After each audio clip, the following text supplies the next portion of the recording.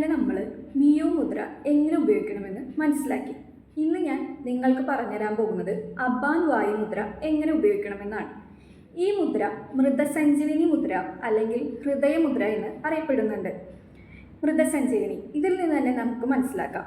ഒരാൾ അറ്റാക്ക് വരുന്ന സമയത്ത് ബുദ്ധിമുട്ടുന്ന, ശ്വാസം കിട്ടാതെയോ അല്ലാതെ വേദന കൊണ്ട് ബുദ്ധിമുട്ടുന്ന സമയത്ത് നമുക്ക് ഈ മുദ്ര ചെയ്യാം. ഇത് ചെയ്യുന്നതിലൂടെ അറ്റാക്ക് വരുന്നതിൽ നിന്ന് താൽക്കാലികമായിട്ട് നമുക്ക് അവരെ സംരക്ഷിക്കാൻ സാധിക്കും.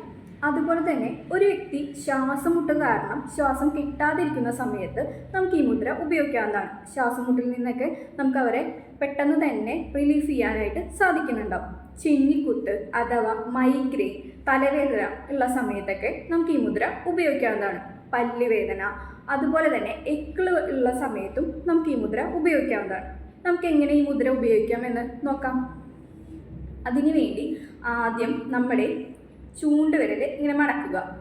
എന്നിട്ട് നമ്മുടെ മൂതിരവിരലും നടുവിരലും തള്ളവിരലിനോട് ജോയിൻ ചെയ്യിപ്പിക്കുക.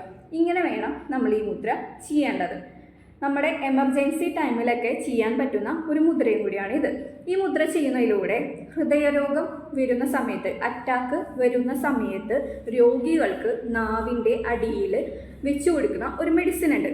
ആ മെഡിസിൻ്റെ പേരാണ് സോർബിറ്റേറ്റ്. ഈ ഗുളിക വെക്കുന്ന അതേ ഗുണമാണ് ഈ മുദ്ര നമ്മൾ കയ്യിൽ പിടിക്കുന്ന സമയത്ത് നമുക്ക് ഉണ്ടാവുന്നത്. അപ്പോൾ അറ്റാക്കിൻ്റെ വേദന കൊണ്ട് പൊളയുന്ന ഒരു വ്യക്തിക്ക് നിങ്ങൾക്ക് ചെയ്തു കൊടുക്കാൻ സാധിക്കുന്നതാണ് ഈ മുദ്ര. അപ്പോൾ നിങ്ങളിതൊന്ന് ചെയ്തു നോക്കൂ. Thank you so much.